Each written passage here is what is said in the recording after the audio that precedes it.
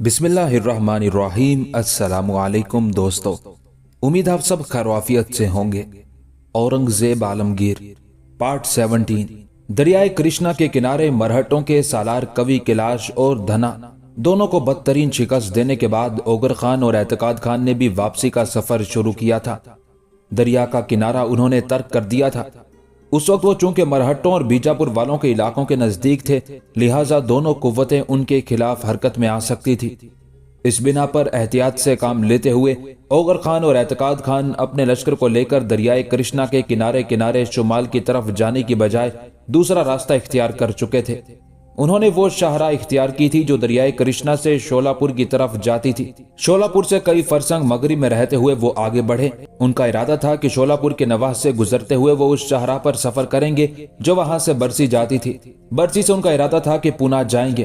पूना में शीतल और उसके अहले खाना को लेकर वो सूरत का रुख करेंगे। शोलापुर के नवाह से गुजरने के बाद अपने लश्करियों को सुस्ताने का मौका फराहम करने के लिए ओगर खान और एतकाद खान ने बरसी शहर के 3 फरसंग मगरिब में पड़ाव कर लिया था। अभी उनके लश्करी वहां अपना पड़ाव कायम करने के लिए खेमे ही नस्ब कर रहे थे कि एक तरफ से रनमस्त खान भी अपने हिस्से के लश्कर के साथ वहां पहुंच गया। एतकाद खान और ओगर खान ने उसका बेहतरीन इस्तकबाल किया। ओगर खान और एतकाद खान दोनों से बारी बारी गले मिलने के बाद इस्तफहामिया से अंदाज में रनमस्त खान ने ओगर खान को मुखातिब किया, भाई मेरी तरफ कुछ कासिद गए थे। रनमस्त खान अपनी बात मुकम्मल ना कर सका, इसलिए कि ओगर खान मुस्कुराते हुए बोल उठा, मेरे भाई तुम्हारी तरफ कुछ कासिद गए होंगे जिन्होंने तुम्हें ये इतला दी होगी कि फौरन सूरत पहुंचो। अगर ये बात है तो फिर उन्होंने ठीक ही कहा है। अब रनमस्त खान मेरे भाई, बात यह है कि नानी अम्मा सूरत पहुंच चुकी हैं। उन्होंने जरनिगार के यहाँ कयाम कर रखा है। हाँ, नानी अम्मा की ख्वाहिश है कि वो अपनी जिंदगी में मेरी और तुम्हारी शादी का एहतमाम कर दें। इसी बिना पर तुम्हें सूरत बुलाया गया है। दूसरी तरफ शीतल और उसके अहले खाना भी सूरत की तरफ जाएंगे जहां नानी अम्मा मेरी और तुम्हारी शादी का बैक वक्त एहतमाम करना चाहती हैं। अब बोलो, इसके अलावा भी तुम्हारे पास कुछ कहने को है? जवाब में रनमस्त खान हंस दिया, कहने लगा, भाई इसके अलावा तो कहने को कुछ नहीं है। रनमस्त खान के उस अंदाज से ओगर खान और एतकाद खान दोनों खुश हो गए थे। फिर रनमस्त खान के लश्करी भी वहां पड़ाव करने लगे। इतनी देर तक मगरिब की तरफ से कुछ मुखबिर नमूदार हुए और उन्होंने आकर एतकाद खान, ओगर खान और रनमस्त खान को खबर दी कि शंभू जी और उसके 2 सालार संत और कवि कैलाश एक बहुत बड़े लश्कर के साथ अहमदनगर पर हमलावर होना चाह रहे हैं। ये खबर सुनकर तीनों परेशान हो गए थे। उन मुखबिरों को उन्होंने आराम करने के लिए कहा। उनके जाने के बाद कुछ देर खामोशी रही। फिर ओगर खान रनमस्त खान की तरफ देखते हुए कहने लगा, रनमस्त खान, पहले मेरा इरादा था कि हम तीनों भाई अपने मुत्तहिदा लश्कर को लेकर पूना जाएंगे और वहां से शीतल और उसके अहले खाना को लेकर सूरत का रुख कर जाएंगे। मेरे भाई, अब ऐसा नहीं होगा। मैं और एतकाद खान अभी बल्कि इसी वक्त अपने लश्कर के साथ यहाँ से कूच करेंगे। सिर्फ अपने लश्करियों को खाने का मौका फराहम करेंगे। हम दोनों अपने लश्कर को लेकर अहमदनगर का रुख करेंगे और देखेंगे कि शंभू जी और उसके सालार अहमदनगर पर हमलावर होकर उससे कैसे नुकसान पहुंचाते हैं। मेरे भाई, अगर तुम अपने लश्करियों को आराम देना चाहते हो तो यहीं पड़ाव रखो। वैसे मैं तुम्हें मशवरा दूंगा कि इन इलाकों में अकेले पड़ाव ना करना, तुम्हारे लिए नुकसानदेह भी हो सकता है। अगर तुम थकावट महसूस नहीं कर रहे तो हमारे साथ ही यहाँ से कूच करो। मैं और एतकाद खान अपने लश्कर के साथ बड़ी तेजी से पूना शहर के मशरिक से गुजरते हुए अहमदनगर की तरफ चले जाएंगे और शंभू जी और उसके सालारों से निमटने की कोशिश करेंगे।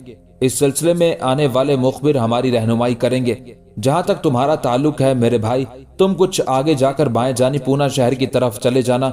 वहां से शीतल और उसके अहले खाना को लेकर सूरत शहर का रुख कर जाना।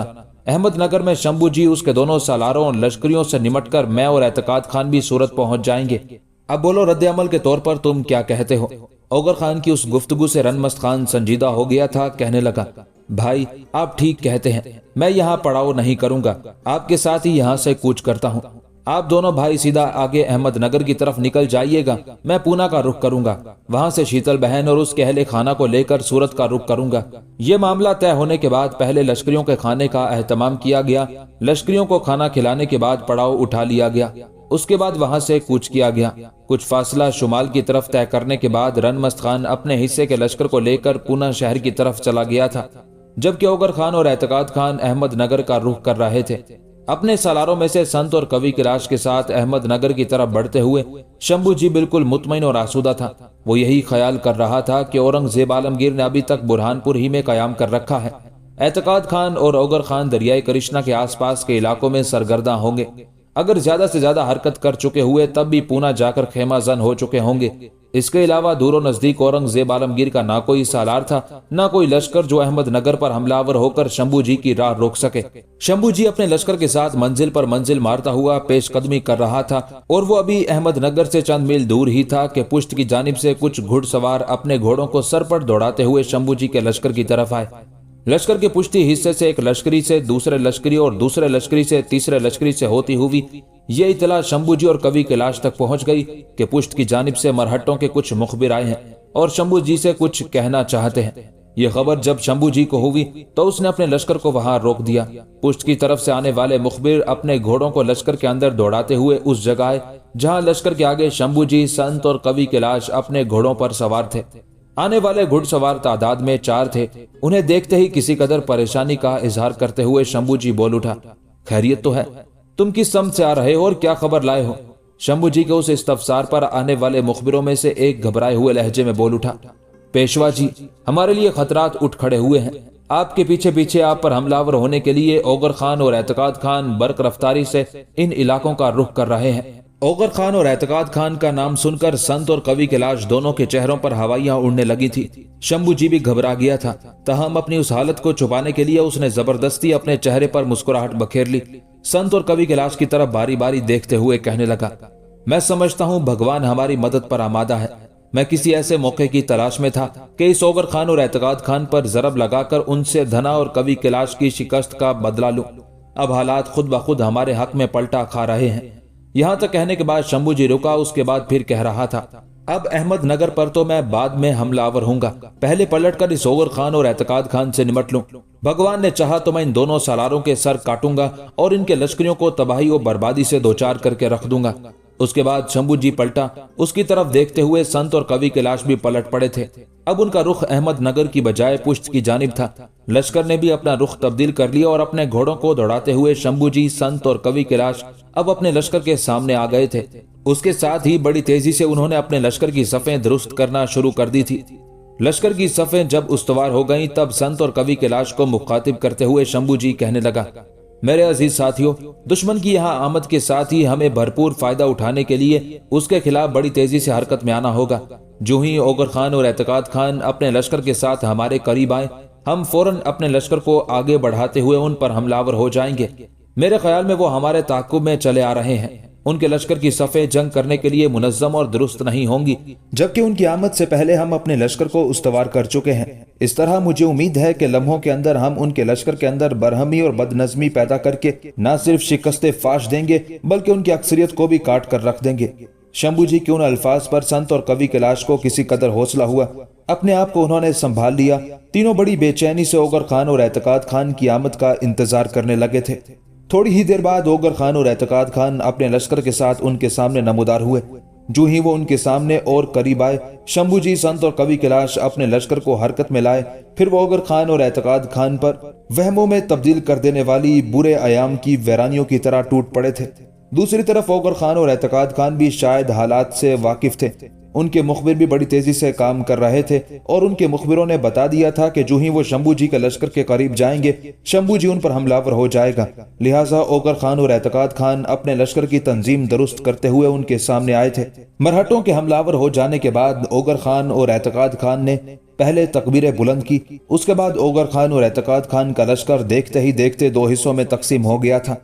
एतकाद खान शंभू जी के लश्कर के बाएं हिस्से की तरफ बढ़ा और उस हिस्से पर वो कर्ब के सागर में डुबोती अजाबों की नई सौगातों, सकूत के सहरा में गमों की आजमाइश खड़ी करते दुख के इस्तारों की तरह हमलावर हो गया था।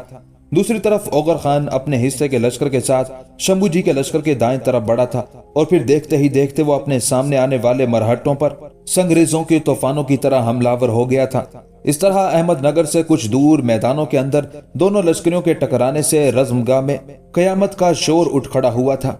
शंभू जी, संत और कवि कैलाश ने कुछ देर तक बड़े जोरदार अंदाज में औगर खान और एतकाद खान का मुकाबला किया। फिर उनमें थकावट के आसार नमूदार होना शुरू हो गए थे। जबकि दूसरी तरफ ओगर खान और एतकाद खान के लश्करियों के हमलों में शुआओं के तबस्सुम, उजालों के सरूर जैसे इस्तेकामत और वकार, शुजात के शर्फ जैसी ताबिंदगी और वो कवि और जरी कहरमानों के कुलजमों की तरह हमलावर होते हुए शंभू जी के लश्करियों की तादाद बड़ी तेजी से कम करने लगे थे। फिर सुबह की आंख ने देखा ओगर खान और एतकाद खान के सामने शंभू जी, संत और कवि कैलाश के लश्कर की हालत रेजा रेजा, शीशाए जान, लख्त लख्त करियाए दिल, बेसमर यादों और रंजो अलम के उड़ते हयोलों से भी कहीं बुरी होना शुरू हो गई थी। शंभू जी, संत और कवि कैलाश ने अपनी तरफ से पूरी कोशिश की कि तेज और जोरदार हमलावर होते हुए हालात को अपने हक में करने की कोशिश करें, लेकिन ओगर खान और एतकाद खान के खिलाफ उन तीनों का हर हरबा नाकाम साबित हुआ। अब ओगर खान और एतकाद खान बड़ी तेजी के साथ उनके लश्कर के दाएं बाएं हिस्सों पर आंधी और तूफान की तरह छाने लगे थे। जिस तरफ जिस सफ का भी वो रुख करते, अपने पीछे मरहटों की लाशों की सफ आराई करते चले गए थे। अब शंभू जी की हालत नाकाबिले बर्दाश्त होना शुरू हो गई थी। उसने जब देखा कि मैदान में हर सू मरहटों की लाशें बिखर चुकी हैं और उसके लश्कर की तादाद बड़ी तेजी से कम होती जा रही है, तब उसने अंदाजा लगा लिया कि जंग अगर मजीद जारी रही तो ओगर खान और एतकाद खान न सिर्फ उसकी झोली में बदतरीन शिकस्त डालकर रख देंगे, बल्कि उसके लश्कर की अक्सरियत को भी मौत के घाट उतार देंगे। ये सूरत हाल देखते हुए शंभू जी ने अपने लश्कर के अंदर पसपाई के नकारे बजवा दिए थे और नकारों की आवाजें सुनते ही मरहटे शंभू जी, संत और कवि कैलाश के साथ अब अपनी जानें बचाकर भाग खड़े हुए थे। अहमदनगर के नवाह में शिवाजी के बेटे शंभू जी को बदतरीन शिकस्त का सामना करना पड़ा था। वो तो अपने जोम में अहमदनगर पर हमलावर होकर शहर को बर्बाद करने और लूट मार का बाजार गर्म करने के लिए आया था, लेकिन उसकी बदकिस्मती अहमदनगर के नवाही में उसे जिल्लत और खारी का मुंह देखना पड़ा और भाग खड़ा हुआ। ओगर खान और एतकाद खान ने कुछ दूर तक भागते मरहटों का ताकुब करते हुए उनकी तादाद को मजीद कम किया। उसके बाद वो उस जगह जहां मरहटों से जंग हुई थी, मरहटों के पास जो सामान था वो सब कुछ छोड़कर भाग खड़े हुए थे। लिहाजा ओगर खान और एतकाद खान ने उनके सारे सामान पर कब्जा कर लिया था। पड़ाव में वापस आने के बाद ओगर खान ने एतकाद खान को मुखातिब करते हुए गुफ्तगू का आगाज किया। एतकाद खान, मेरे भाई, हमारी खुशकिस्मती के खुदाबंदे कद्दूस ने मरहटों के खिलाफ हमें शानदार कामयाबी अता की, और फिर ये भी देखो मरहटे अपने पीछे काफी सामान छोड़कर भागे हैं। मेरे भाई, अगर इस मौके पर तुम मुझसे इत्तेफाक करो तो मैं ये कहना चाहूंगा कि हमें फिलफोर यहाँ से कूच करके सूरत शहर का रुख नहीं करना चाहिए। यहाँ तक कहने के बाद ओगर खान रुका, गौर से एतकाद खान की तरफ देखते हुए उसके चेहरे के तासुरात का जायजा लिया। फिर वो दोबारा कह रहा था, एतकाद खान, मैं चाहता हूँ कि लश्कर को यहाँ पड़ाव करने का हुक्म दे दें। अहमदनगर शहर यहाँ से करीब ही है। मेरे अंदाजे के मुताबिक एहतियात के तौर पर हमें चंद रोज तक यहाँ कयाम करना चाहिए, ताकि मरहटों को खबर हो कि हम यहीं पड़ाव कर गए हैं, ताकि वो पलट कर फिर अहमदनगर पर हमलावर होने की जुर्रत ना कर सके। साथ ही मैं ये भी चाहता हूँ कि अपने मुखबिरों को भी अपने अतराफ में फैला दें। मरहटे हमारे हाथों शिकस्त उठाने के बाद अपने दूसरे सालारों को अपने साथ मिलाकर हमारे खिलाफ अगर कोई इंतकामी कार्रवाई करना चाहे तो उनसे निपटा जा सके। ओगर खान की उस तजवीज से एतकाद खान ने मुकम्मल तौर पर इत्तेफाक किया था। सबसे पहले मुखबिरों को इधर उधर फैला दिया गया था ताकि वो मरहटों पर निगाह रखें और हर तब्दीली की उन्हें बर वक्त इतला दें। उसके बाद दोनों ने लश्कर को वहां पड़ाव करने का हुक्म दे दिया था। लश्करी बड़ी तेजी से खेमे नस्ब करने लगे थे। जो फारिग थे उनके जरिए ओगर खान और एतकाद खान अपने जख्मियों की देखभाल करने लगे थे। दूसरी तरफ ओगर खान और एतकाद खान के हाथों बदतरीन शिकस्त उठाने के बाद शंभू जी, संत और कवि कैलाश अपने लश्कर को लेकर भागते जा रहे थे। ओगर खान और एतकाद खान ने अब उनका ताकुब तर्क कर दिया हुआ था। अचानक शंभू जी ने एक जगह अपने लश्कर को रुक जाने का इशारा दिया। यह इशारा मिलते ही मरहटों का लश्कर रुक गया। लश्कर को रोकने की वजह से संत और कवि कैलाश बड़े गौर से शंभू जी की तरफ देखने लगे थे। कवि कैलाश ने पूछा, मेरे भाई, आपने लश्कर को रोक दिया, खैरियत तो है? अपने सामने एक पहलू की तरफ इशारा करते हुए शंभू जी कहने लगा, जरा उधर गौर से देखो। संत और कवि कैलाश ने परेशानी का शिकार होकर जब उधर देखा तो वो दंग रह गए। उधर से एक लश्कर बड़ी तेजी से उनका रुख कर रहा था। उस मौके पर संत और कवि कैलाश दोनों परेशानी और फिक्रमंदी से शंभू जी की तरफ देखने लगे थे। यहां तक कि संत ने शंभू जी को मुखातिब किया, क्या हालात फिर हमारे लिए खराब होने लगे हैं? यह लश्कर कहीं मुसलमानों ही का ना हो और हमारी राह रोकने की कोशिश करे, सामने की तरफ से हमलावर हो और पुष्ट की जानिब से ओगर खान और एतकाद खान फिर पहुंच जाए और वो दो तरफा हमले से हमें पीस कर रख दे। संत की उस गुफ्तगू का जवाब शंभू जी देना ही चाहता था कि उससे पहले ही कवि कैलाश बोल उठा, पर ओगर खान और एतकाद खान तो हमारा ताकुब करके वापस जा चुके हैं। इस पर संत फिर बोल उठा, जो वापस जा सकते हैं फिर लौट कर आ भी सकते हैं, یہ بھی تو ہو سکتا ہے کہ ایک دم تعاقب ترک کر کے انہوں نے ہمیں سازش کے کسی جال میں پھنسانے کی کوشش کی ہو، اپنے کسی لشکر کو انہوں نے گھات میں بٹھا دیا ہو اور یہی لشکر گھات سے نکل کر ہمارے سامنے آیا ہو، اور جب ہم اس سے ٹکرائیں تو پشت کی طرف سے وہ دونوں ہم پر حملہ ہو کر ہمیں پاش پاش کر کے رکھ دیں۔ شمبھو جی نے ابھی تک سنت اور کبھی کیلاش دونوں میں سے کسی کے بھی خدشات بھرے الفاظ کا جواب نہ دیا تھا۔ وہ بڑے غور سے آنے والے لشکر کی طرف دیکھ رہا تھا۔ وہ لشکر اب قریب سے قریب تر ہوتا جا رہا تھا، یہاں تک کہ شمبھو جی کے چہرے پر مسکراہٹ نمودار ہوئی۔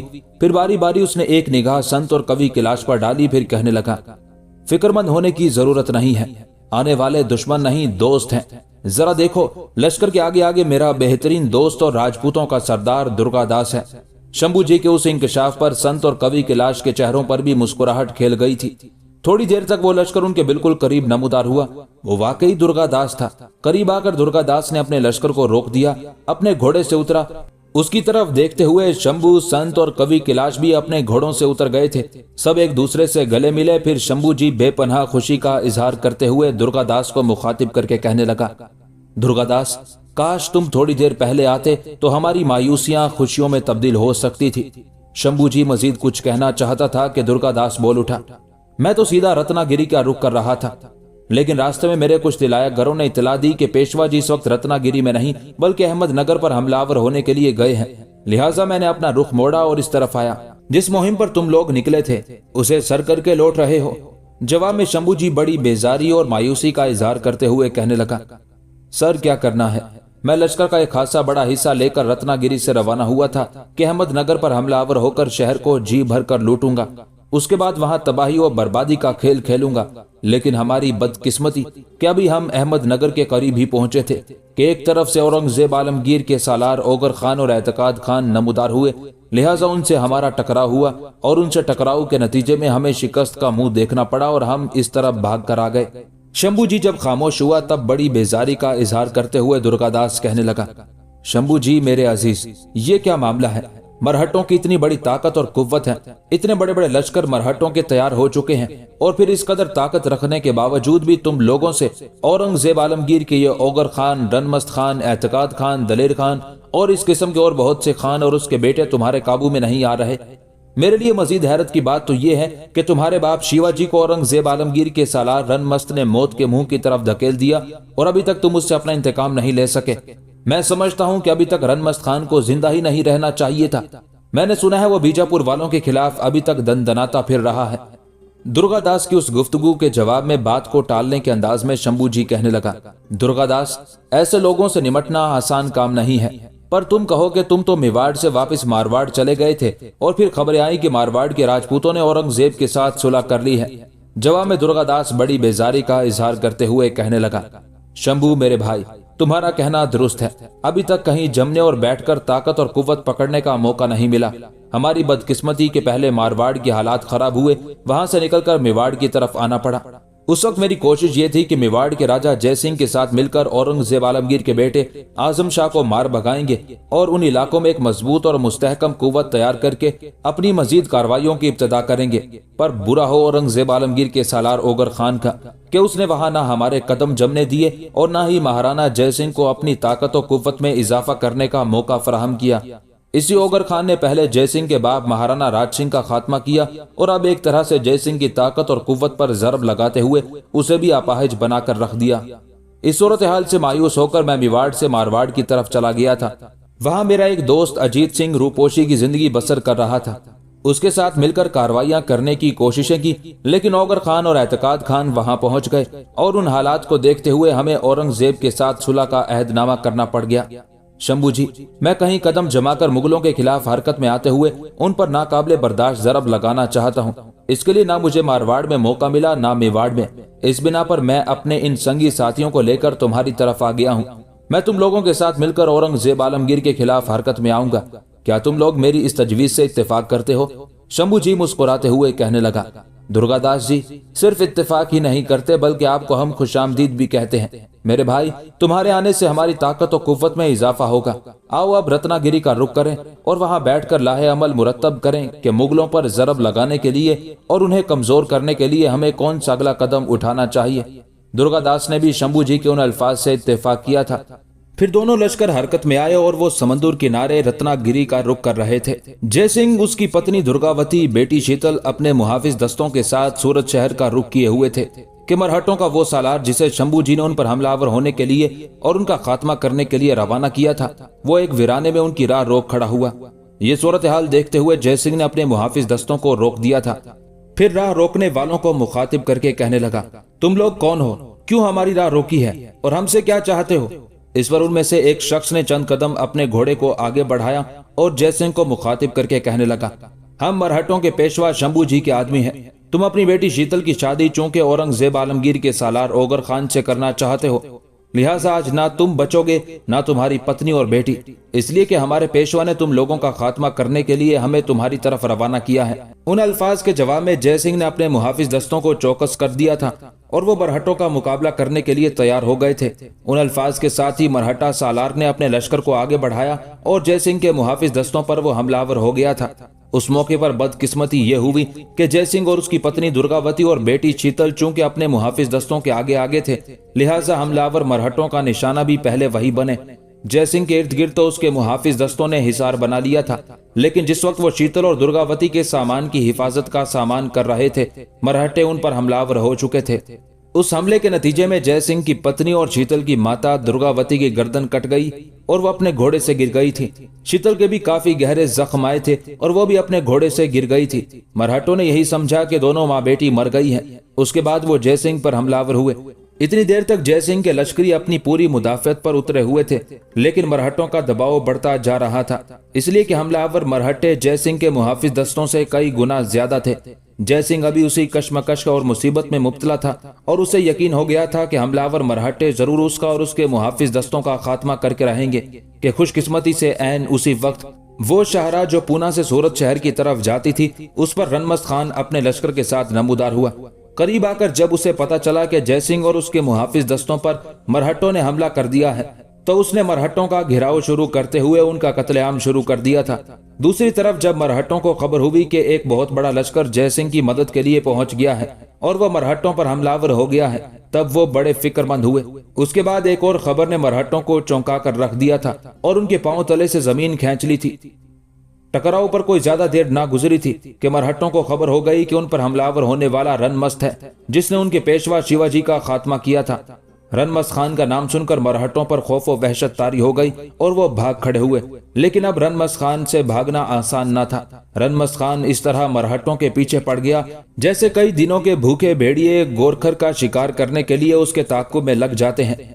मरहटों ने अपनी तरफ से पूरी कोशिश की कि भाग निकले, लेकिन उनका ताक़ुब करते हुए रनमस्त उनका घेराव भी करता चला जा रहा था, यहाँ तक कि पीछे दाएं बाएं और फिर उनके साथ ही मरहटों के आगे भी आ गए। इस तरह उन्हें घेर कर मुकम्मल तौर पर उनका खात्मा कर दिया गया था।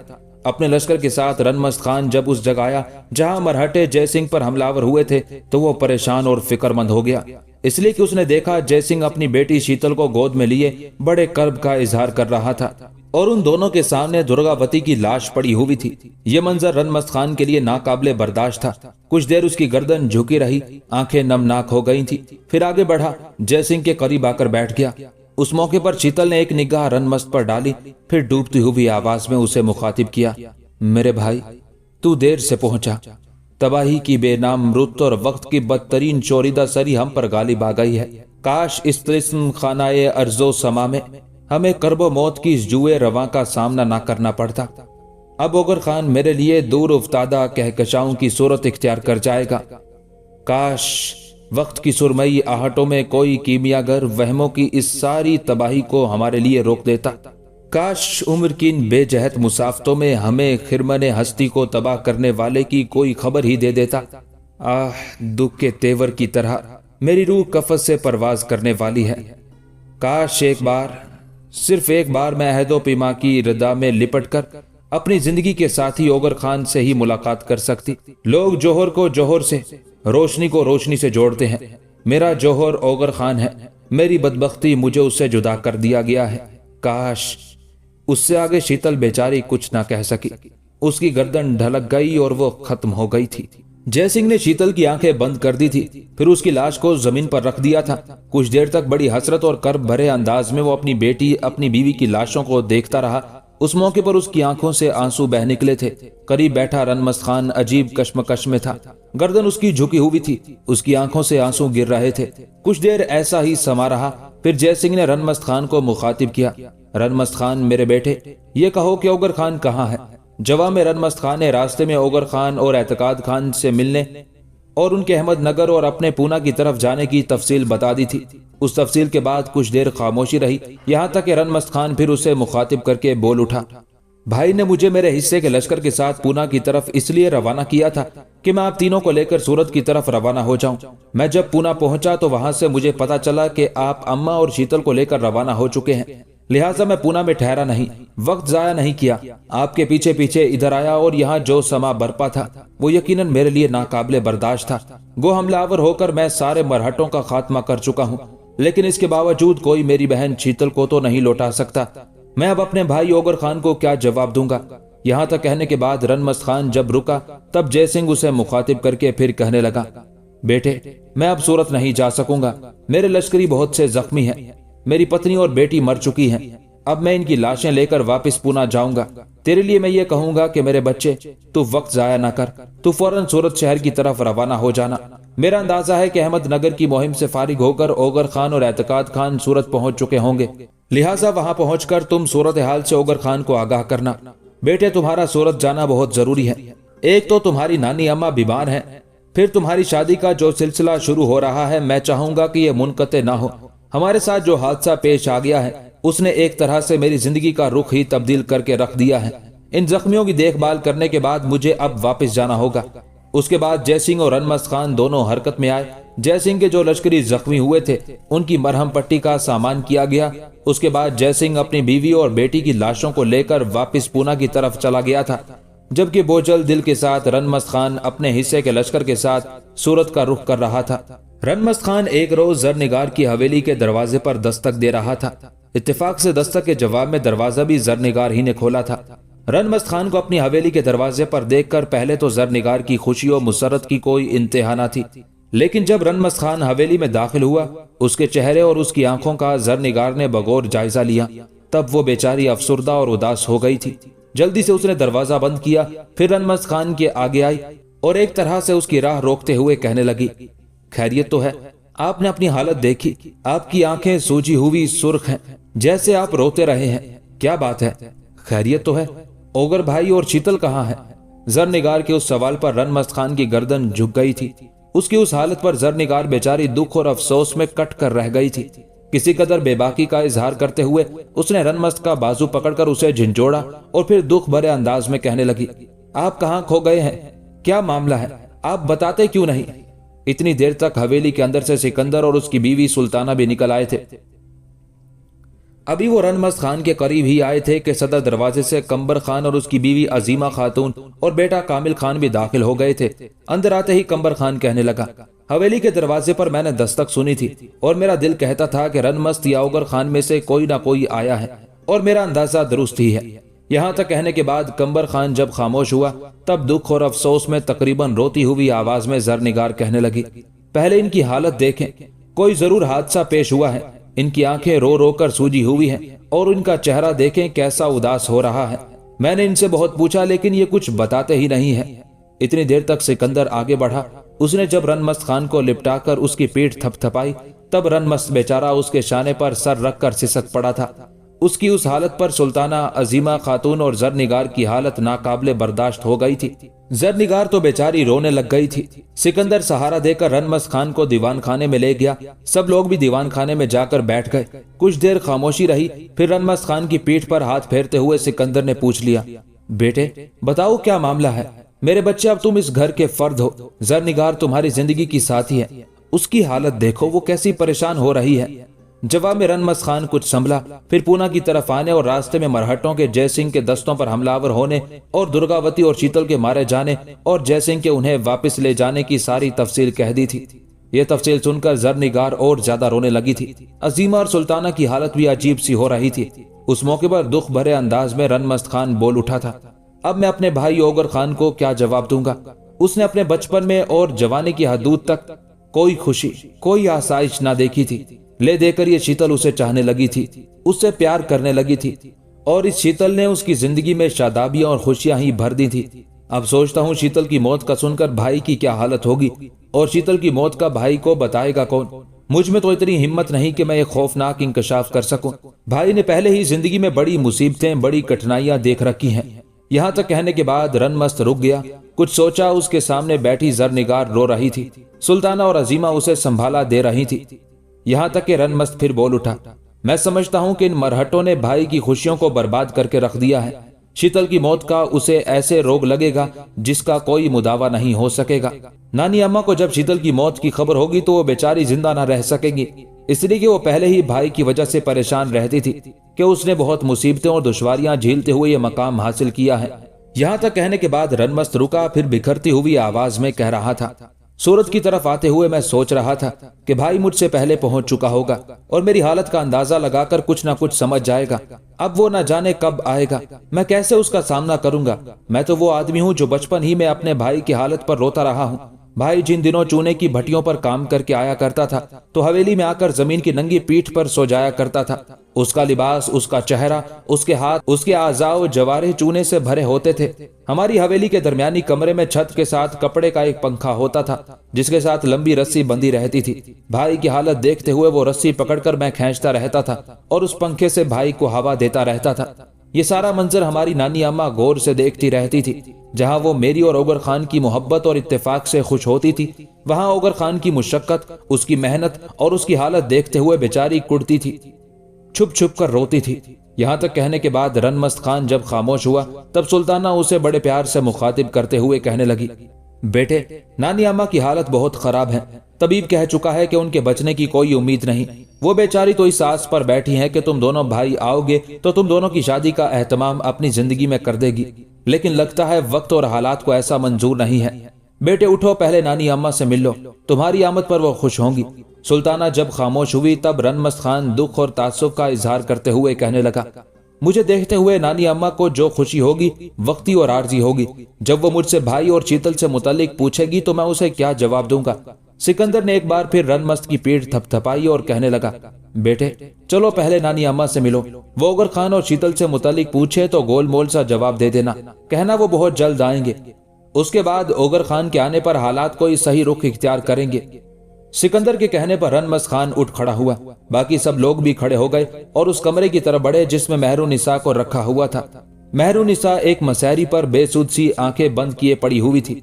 रनमस्त खान उसके करीब जाकर बैठ गया, उसकी पेशानी पर हाथ रखा, फिर उसे मुखातिब करके कहने लगा, अम्मा आप कैसी हैं? महरुनिसा शायद रनमस्त की आवाज पहचान गई थी। आहिस्ता आहिस्ता उसने आंखें खोली, रनमस्त खान की तरफ देखा। उसे देखते हुए हल्का सा तबस्सुम उसके लबों पर नमूदार हुआ, फिर नहीफ सी आवाज में कहने लगी, मेरे बच्चों, तुम लोगों ने आने में इतनी देर लगा दी। मैं बड़ी बेचैनी से तुम दोनों भाइयों का इंतजार कर रही थी। तुम दोनों को मेरी बेचैनी और बेताबी का भी एहसास नहीं था। फिर महरुनिसा ने इधर उधर देखा। जब उसे ओगर खान कहीं दिखाई ना दिया तब लरजती कांपती आवाज में उसने फिर पूछ लिया, भाई कहाँ है? जवाब में दुख भरी निगाह रनमस्त खान ने महरुनिसा पर डाली, फिर कहने लगा, अम्मा फिक्रमंद होने की जरूरत नहीं है, भाई अभी आ जाते हैं। महरुनिसा खफगी के अंदाज में बोल उठी थी, उसे अपने साथ क्यों नहीं लेकर आए? फिर खफगी के अंदाज में महरुनिसा ने 2-3 बार हल्का हल्का हाथ उसकी रान पर मारा, कहने लगी, उठो और उसे अपने साथ लेकर मेरे पास आओ। रनमस्त खान शायद महरुनिसा की दिल शिकनी ना करना चाहता था। अपनी जगह पर उठ खड़ा हुआ और कहने लगा, अम्मा आप बेफिक्र रहें, मैं भाई को अभी लेकर आता हूँ। उसके साथ ही वो कमरे से बाहर निकला। बाकी सब लोग भी बाहर निकले, दीवान खाने में जाकर बैठ गए। सिकंदर की तरफ देखते हुए रनमस्त कहने लगा, मेरे ख्याल में मैं भाई की तरफ जाता हूँ, उसे सूरत हाल से आगाह करता हूँ। मेरे ख्याल में इन हालात में मुझ अकेले की शादी अच्छी नहीं लगती। रनमस्त खान के उन अल्फाज के जवाब में कोई कुछ कहने भी नहीं पाया था कि दरवाजे पर दस्तक हुई थी।